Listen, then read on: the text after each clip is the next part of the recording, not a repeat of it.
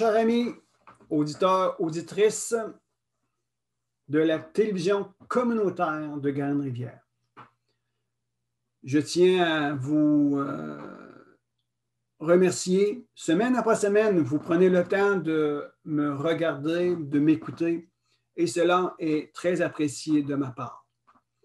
Avant d'aller plus loin, je tiens à remercier la direction de cette télévision communautaire, notre télévision communautaire de Grande-Rivière, pour l'excellent travail qu'ils accomplissent à l'heure actuelle.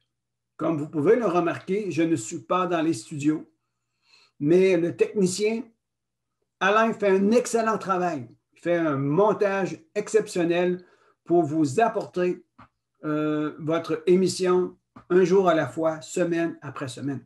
Alors, chapeau à vous, les employés de la télévision communautaire de Grande-Rivière, sous la supervision du directeur Mirko.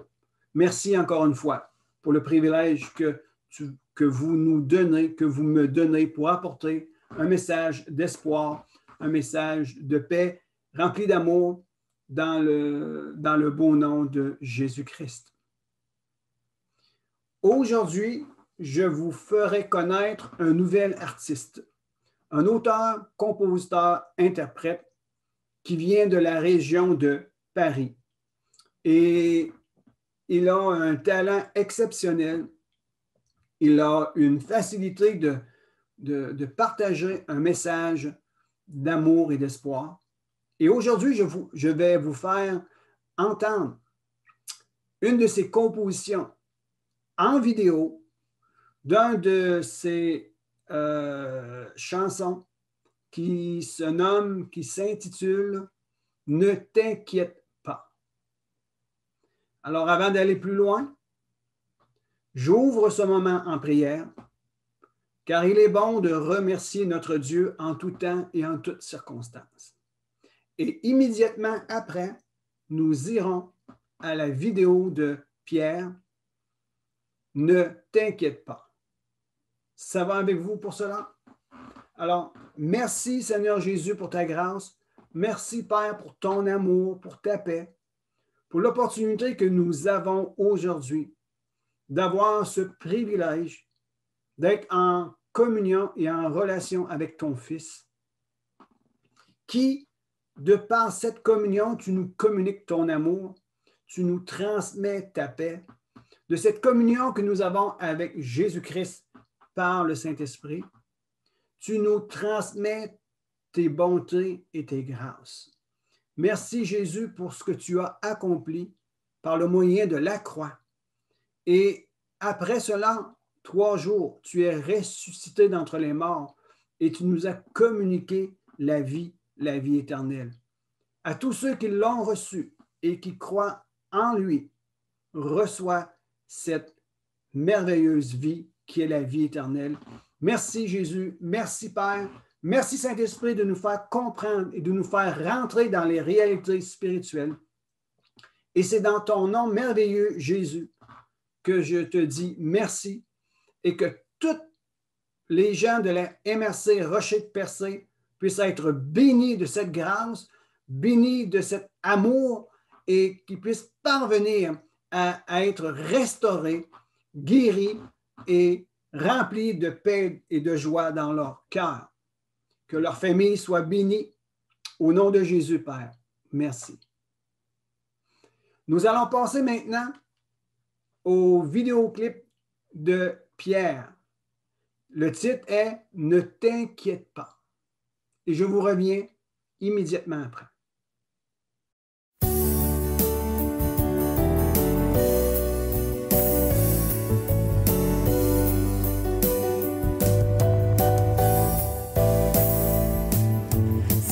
Peur qui m'envahit, ne sachant pas où regarder.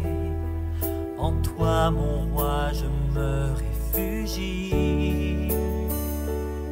Quand tout est sombre sur mon chemin, je peux alors saisir ta main, entendre cette douce voix.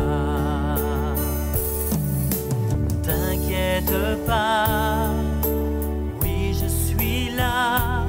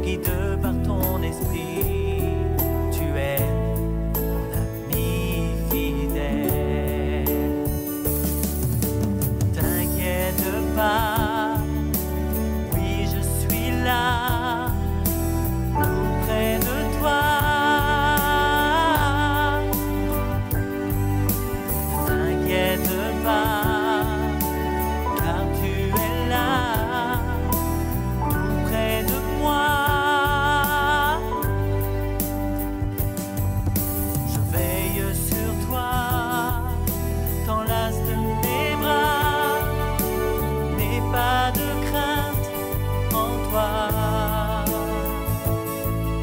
Je prends soin de toi, t'enlace de mes bras. Oui, je combats pour toi.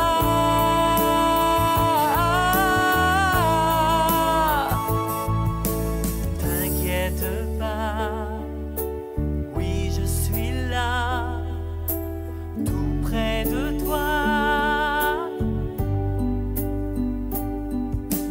T'inquiète pas, car tu es là, tout près de moi.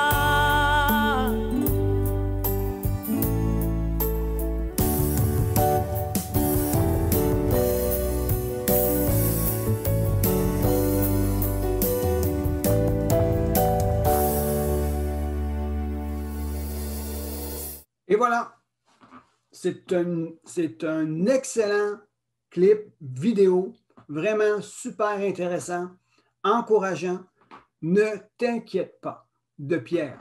À la fin, je vais mettre l'adresse de son site YouTube pour que vous puissiez aller voir ce qu'il fait comme vidéo et comme composition de chansons.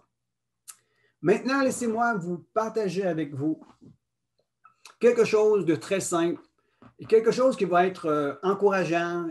C'est des informations que je veux vous transmettre. Une des choses que j'ai appris dans ma vie personnelle, c'est une clé pour réussir ma vie chrétienne. Voyez-vous, il y a une légère différence que nous devons comprendre. C'est avoir de la réussite dans notre vie, c'est une chose. Par contre, réussir notre vie est aussi une autre chose. Alors, je laisse simplement cette réflexion. Quel est le plus important des deux? Avoir du succès dans la vie ou bien réussir notre vie? Ce n'est pas tout à fait la même chose. Si je peux me le permettre, j'ouvre une petite parenthèse ici. Il y a des gens qui ont du succès dans la vie, mais leur vie peut être parfois remplie d'amertume, remplie de tracas, remplie de fardeaux, des problèmes relationnels, problèmes d'addiction, etc., etc. Ce que je suis en train de vous dire ici, ce n'est pas tous ceux qui ont du succès dans la vie qui vont expérimenter ces choses. Mais le succès de la vie ne nous donne pas et ne nous assure pas d'avoir le succès de notre vie. Le fait d'avoir du succès dans la vie n'assure pas le succès de notre vie. Par contre, celui qui a du succès dans sa vie va vivre des moments de paix, de joie, de prospérité, non seulement financière, mais de prospérité en bonne relation, en bonne stature, en santé. Et d'après moi, si j'aurais à choisir avoir du succès dans la vie ou avoir le succès de ma vie, eh bien, je choisirais le succès de ma vie.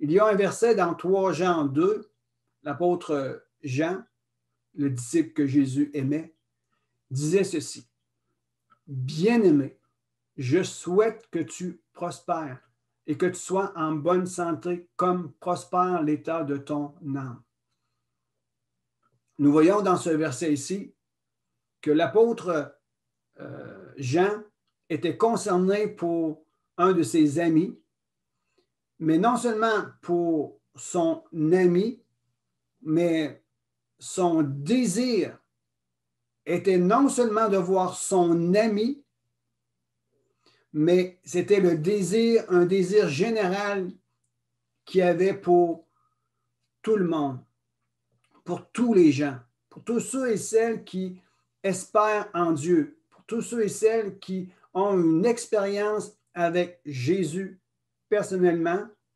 Voici le désir. C'est que je désire que tu sois en bonne santé et que tu prospères. Le mot ici, prospérer, ne fait pas allusion au financement. Mais le mot prospérer fait allusion à fructifier, à porter du fruit, fait allusion à la paix, fait allusion à tout ce qui est agréable dans la vie. Prospérer au niveau d'avoir de bonnes relations, prospérer au niveau de la paix, de la joie, prospérer au niveau de bonnes émotions et aussi prospérer au niveau des finances, d'avoir un certain succès dans les affaires, avoir un succès dans notre emploi, avoir un bon emploi, une bonne job, comme on dirait. Cela fait partie de la prospérité. Mais le mot prospérité, avant tout, vient d'un mot qui nous parle de paix, qui nous parle de salut, qui nous parle de bien-être en entier, bien-être dans son être entier.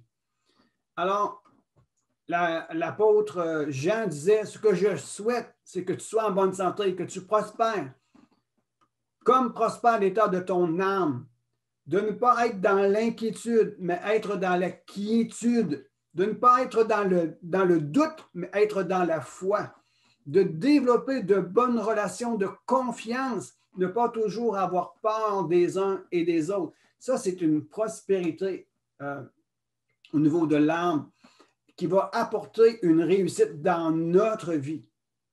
Et lorsqu'on a une réussite dans notre vie, nous pouvons aller de l'avant et progresser sur tous les aspects de notre vie. Alors, en conclusion de cette réflexion, ce que je veux vous dire, c'est qu'il y a une différence entre avoir du succès dans la vie et avoir le succès de sa vie. Et je vous encourage fortement à, premièrement, avoir le succès dans votre vie. Et par la suite, avoir du succès dans la vie. C'est important aussi. Mais ne pas mélanger l'ordre, ce qui est important. Je vous conte cette histoire. Un homme qui est sur son lit de mort, quelle est sa dernière pensée? Sa dernière pensée va s'orienter non pas vers ses entreprises, mais sa dernière pensée va s'orienter vers sa famille. Il va vouloir que sa famille soit près d'eux. Et s'il a entretenu et eu du succès dans sa vie, s'il a réussi sa vie avec ses enfants et sa famille, ses enfants et sa famille seront près de lui. Et je sais que pour certaines personnes, l'important, c'est de réussir sa vie afin de ne pas avoir aucun regret. Voyez-vous, ceux qui ont du succès dans la vie peuvent avoir du regret. Mais celui qui a réussi sa vie n'aura aucun regret à la fin de sa vie. Amen. Alors, j'ai une phrase ici à partager avec vous, c'est « Quelle est la clé d'une vie chrétienne réussie? » La clé d'une vie chrétienne réussie, c'est d'avoir une relation d'intimité avec Jésus. Et laissez-moi vous poser cette question. pourquoi sommes-nous appelés chrétiens? Et je vais vous expliquer ici quelques points que probablement que la plupart de ceux qui nous regardent connaissent ces choses, mais c'est pour certains un rappel et pour d'autres une clarification afin de se positionner convenablement dans le but de réussir sa vie. Amen. Et réussir sa vie nous offre des opportunités intéressantes dans la vie. Alors, pourquoi sommes-nous appelés chrétiens? Et pour répondre à cette question, je vous poserai une sous-question. Pourquoi Jésus a-t-il été appelé Christ? Le mot ou le prénom de Jésus veut dire Dieu sauve. Et Jésus, Christ, c'est Dieu sauve. Et le mot Christ, ce n'est pas un nom de famille. Le mot Christ est la fonction. Le mot Christ ou le nom de Christ signifie la raison de qui il est. Jésus-Christ, Jésus, Dieu sauve, et allons voir ce que le mot Christ signifie. Mais avant tout, dans Matthieu 1, verset 21, ça nous dit ceci. Elle enfantera un fils, on parle de Marie, elle enfantera un fils et tu lui donneras le nom de Jésus, car c'est lui qui sauvera son peuple de ses péchés. Alors, Jésus, selon la parole de Dieu, signifie Dieu sauve. Dieu sauve par son Fils Jésus et dans la fonction de qui il est, il établit une fondation importante pour quiconque s'approche et croit en lui. Parce qu'on sait que l'apôtre Paul dit que le fondement sur lequel repose notre vie, c'est Jésus-Christ. Christ, le mot Christ signifie celui qui reçoit l'onction. Et je veux vous tourner dans Luc 4, verset 19.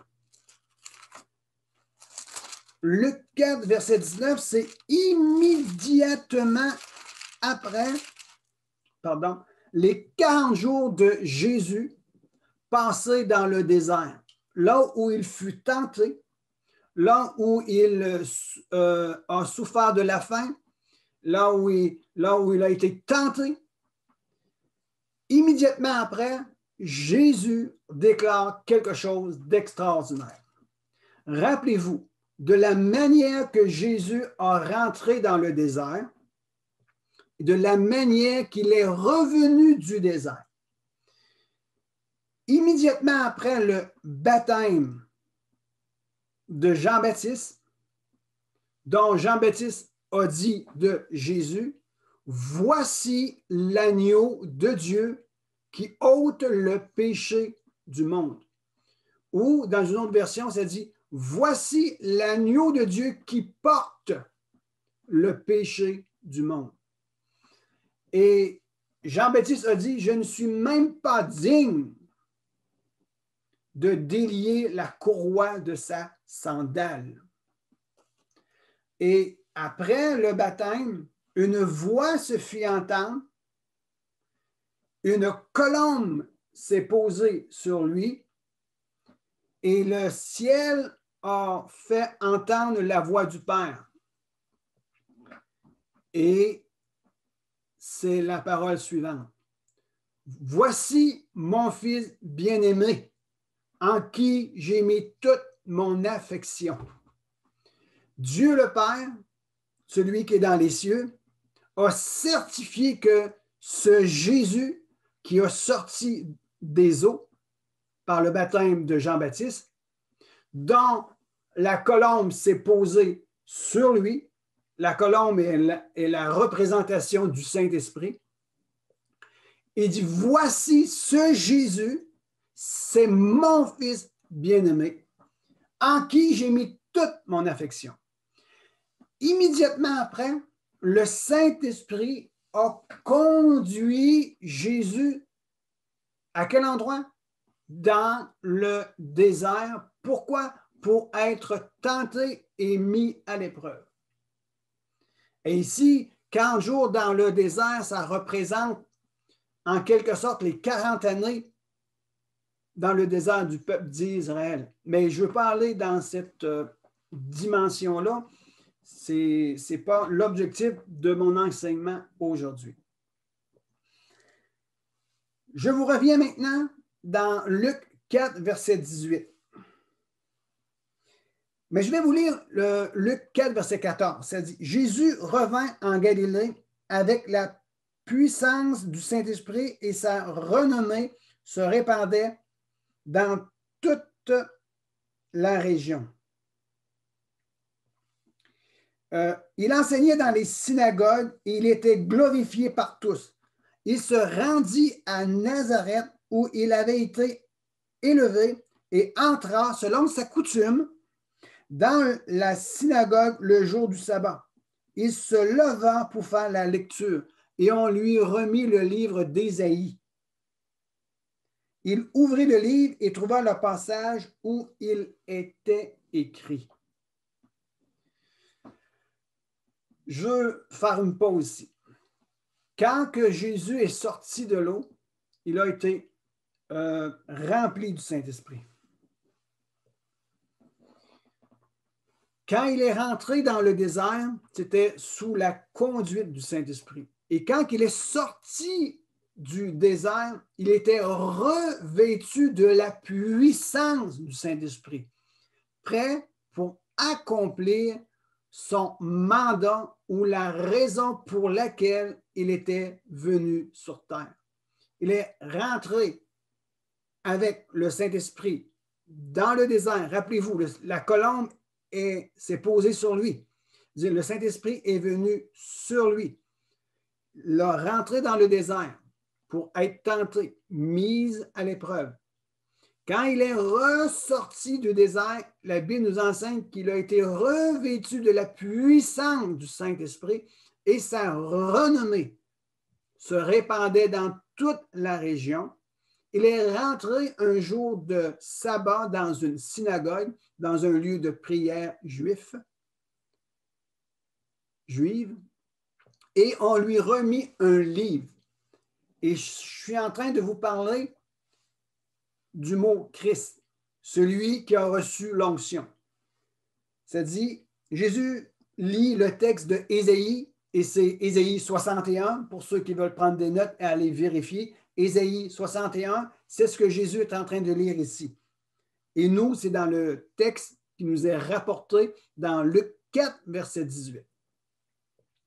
L'Esprit du Seigneur est sur moi, parce qu'il m'a oint pour guérir ceux qui ont le cœur brisé, pour annoncer la bonne nouvelle aux pauvres. Il m'a envoyé pour proclamer aux captifs la délivrance et aux aveugles le recouvrement de la vue, pour renvoyer libres les opprimés, pour proclamer une année de grâce du Seigneur. Et le verset 20, c'est dit ceci. Puis il roula le livre, le rendit au serviteur et s'assit. Les yeux de tous dans la synagogue étaient fixés sur lui, étaient fixés sur Jésus. Alors, il se mit à leur dire, Jésus leur dit, aujourd'hui, cette parole de l'Écriture que vous venez d'entendre est accomplie. Nous voyons par cette Écriture que Jésus, Dieu sauve, est le Messie, est le Christ qui est revêtu de l'onction pour accomplir un mandat particulier. Rappelez-vous de la déclaration de Pierre dans Matthieu 16. C'est dans le contexte que Jésus posa la question à ses disciples. Au dire des autres, qui suis-je, moi? Et les disciples répondent, Jérémie, tu es Élie, tu es un prophète. Et Jésus leur dit, mais vous maintenant, vous qui me suivez, que dites-vous que je suis? Et Pierre dit, tu es le Christ, le Fils du Dieu vivant. Tu es quoi? Tu es le Christ, tu es celui qui est oint. Tu es le Fils du Dieu vivant. Rappelez-vous, lors du baptême, Dieu le Père dans les cieux a déclaré, voici mon Fils. Et l'apôtre, pas l'apôtre, parce qu'il était encore disciple, le disciple, Pierre, déclare par une révélation que Dieu le Père lui a déposée dans son cœur et qu'il l'a déclaré de sa bouche, tu es le Christ, le Fils du Dieu vivant. Wow! Alors, Jésus, Christ, est celui qui a été envoyé avec l'onction sans mesure pour sauver le monde de leurs péchés.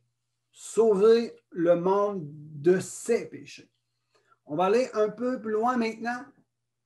Qu'est-ce que cela a un lien avec nous aujourd'hui qui se font appeler chrétiens?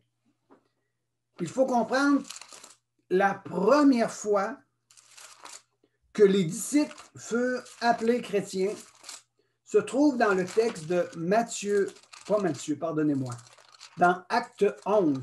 Acte 11, au verset 26. Acte 11, verset 26, nous explique quelque chose ici et je vais aller un petit peu plus loin avec vous.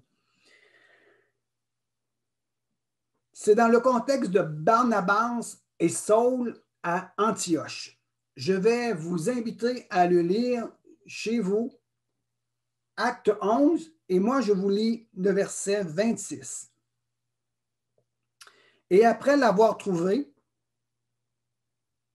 il le conduisit à Antioche. Pendant une année entière, ils participèrent aux réunions de l'Église et enseignèrent une foule assez nombreuse. Ce fut à Antioche que pour la première fois, les disciples furent appelés chrétiens. C'est la première fois à Antioche que les disciples furent appelés chrétiens. Alors, le mot chrétien employé dans le texte ici, le mot grec, c'est Christianos. C'est la première fois que les disciples furent appelés Christianos. Et le mot Christianos vient du mot Christos. Qu'est-ce que Christos signifie? Bien que Christianos signifie les disciples de Christ, Christos signifie Christ, le Messie, le Fils de Dieu, le oint. Christos signifie le Fils de Dieu, le oint, le Messie. Alors, nous voyons maintenant que Christianos est et sont ceux qui représentent par leur conduite, par leur attitude, qui sont des disciples de Christ. Alors, le chrétien, c'est celui qui fait exactement comme son maître. Les disciples de Jésus viennent maintenant, par leur comportement et leur obéissance à la parole de Dieu, deviennent et sont surnommés des chrétiens. Les chrétiens font exactement comme ce que Jésus-Christ a fait. Exactement. Alors, lorsque vous voyez quelqu'un qui a reçu Jésus-Christ comme son sauveur personnel, qu'il a confessé de sa bouche qu'il croit en Jésus, sa vie a une conduite qui est exemplaire et qui ressemble à l'enseignement de Jésus. C'est cela qu'on appelle un chrétien. Jésus s'est consacré. Il a donné sa vie. Matthieu 20, 28. Et je termine bientôt ici. Matthieu 20, verset 28 nous dit ceci. C'est ainsi que le Fils de l'homme, et dans les évangiles, Jésus avait aussi l'appellation de le Fils de l'homme. C'est ainsi que le Fils de l'homme est venu, non pour être servi, mais pour servir et donner sa vie en rançon pour beaucoup. Alors, nous savons maintenant par les Écritures et puis par d'autres amples exemples que la Bible nous enseigne que Jésus est venu sur cette terre nous révéler l'amour du Père et s'offrir comme un sacrifice à la croix pour le pardon de nos péchés, pour nous rendre justes aux yeux de Dieu. Et pour cela, nous devons activer la clé qui est de recevoir Jésus comme notre sauveur personnel. Se détourner de notre ancienne vie qui est une vie dans la chair, une vie de mensonges, de désordre, etc., etc., et faire rentrer la vie, faire rentrer Jésus-Christ dans notre cœur et de vivre une vie de repentance, d'un changement de vie. Je ne suis plus en train de vivre pour moi-même, mais je suis en train de laisser vivre Jésus en moi. Voilà la base d'une vie réussie maintenant. Réussir sa vie débute par le fait même de recevoir la vie. Jésus a dit dans Jean 14, 6, « Je suis le chemin, la vérité et la vie. Nul ne vient au Père que par moi. » Réussir sa vie, réussir ta vie aujourd'hui, passe par le fait de recevoir Jésus-Christ comme Sauveur et Seigneur de ta vie. Et Jésus te garantit, selon ce que la parole de Dieu enseigne, changera ta vie, te guérira, va te restaurer. Pourquoi? L'Esprit du Seigneur est sur moi parce qu'il m'a oint pour annoncer de bonnes nouvelles, pour guérir les cœurs blessés, pour rendre la vue aux aveugles, rendre libres les opprimés et annoncer une année de grâce du Seigneur. C'est ça que le Seigneur Jésus-Christ fera dans ta vie. Et à partir de ce moment-là, tu te mets sur une position de réussir ta vie. Et à la fin de ta vie, tu n'auras aucun regret parce que tu saurais au fond de toi-même que tu as vécu ta vie dans l'amour de Dieu et dans l'amour envers son prochain. 1 Jean 3,16 nous explique ceci. Vous connaissez tous Jean 3,16, « Car Dieu a tant aimé le monde qu'il a donné son Fils unique afin que quiconque croit en lui ne périsse point, mais ait la vie éternelle. » Nous voyons encore une fois que Dieu a déclaré que Jésus était son Fils et qu'il l'avait envoyé pour que Jésus puisse donner sa vie afin que quiconque croit en lui ne périsse point, ne perd pas sa vie, mais réussisse sa vie en le recevant comme sauveur afin que quiconque croit en lui ne périsse point, mais ait la vie éternelle. Jésus, en mourant sur la croix, non seulement il nous pardonne de nos péchés, nous guérit, nous restaure, mais il nous communique et il nous donne la vie éternelle, qui signifie avoir une vie auprès du Père pour l'éternité. Et nous, vous qui croyons en Jésus-Christ et qui sommes appelés chrétiens parce que nous faisons ce que Christ a fait, 1 Jean 3,16, l'apôtre Jean maintenant nous dit ceci. À ceci, nous avons connu l'amour. Nous avons connu quoi? Nous avons connu Jésus. Pourquoi? Parce que Jésus est la manifestation de l'amour du Père envers quiconque. C'est qu'il a donné sa vie pour nous. Nous aussi, nous devons donner notre vie pour les frères. Une des choses qui fait la démonstration que nous sommes chrétiens aujourd'hui, c'est être préoccupé pour les autres, être prêt à faire quelque chose pour les autres. Le thème qui est sur mon cœur pour 2021 est « Je veux être là pour toi ».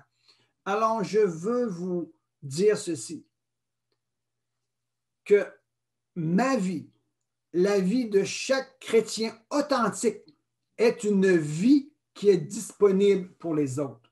Alors, si vous avez besoin de quoi que ce soit, des temps pour prier, des temps pour avoir un conseil, avoir un besoin d'aide au niveau de votre vie, au niveau de votre famille, un temps pour être consolé, pour être relevé, pour être encouragé, un temps pour connaître davantage qui est Dieu, ce que Dieu a fait pour toi. Vous pouvez vous tourner vers un chrétien. Et parce qu'il est un chrétien authentique, comme vous, comme moi, nous sommes prêts à s'entraider les uns les autres, surtout dans le temps dans lequel on se trouve aujourd'hui. Alors, je vous encourage fortement, tous ceux et celles qui ont Jésus-Christ dans leur cœur, rendez-vous disponibles pour les autres. Aimez-vous les uns les autres. Aime ton prochain comme toi-même. Et pour celui ou pour celle qui n'a pas encore reçu Jésus-Christ comme ton sauveur personnel, et si tu veux réussir ta vie et ne pas avoir de regrets à la fin, je t'invite à recevoir Jésus-Christ comme ton sauveur personnel. La Bible nous enseigne que si tu te reconnais que tu as un besoin dans ton cœur et que tu sais que Dieu est capable et il est le seul qui peut répondre à ton besoin, tu dois dire, Seigneur Jésus, rentre dans ma vie. Pardonne-moi. Sauve-moi. Je t'invite dans mon cœur. Rentre dans ma situation. Change. Guéris-moi. Délivre-moi. J'ai besoin de ta bénédiction, de ta bonté. Et c'est dans le nom de Jésus que je te reçois. Et à partir de ce moment-là, commencez à partir à la découverte de ton Sauveur bien-aimé et aie une relation avec Jésus à travers sa Bible, avec des frères et sœurs qui ont la même foi que toi. Et je te garantis que cela, c'est la clé du succès pour avoir une vie réussie. Amen. Sur ça, passez une excellente journée. Que Dieu vous bénisse abondamment et n'hésitez pas de faire appel à Dieu. Dieu est votre Sauveur, Jésus-Christ est votre Seigneur. Et si vous avez besoin de quoi que ce soit pour vous aider, vous pouvez prendre contact avec moi et n'hésitez pas à me donner des messages sur ma page Facebook, par Messenger. Il nous fera plaisir de vous lire et de répondre à vos questions. Prenez soin de vous et à bientôt.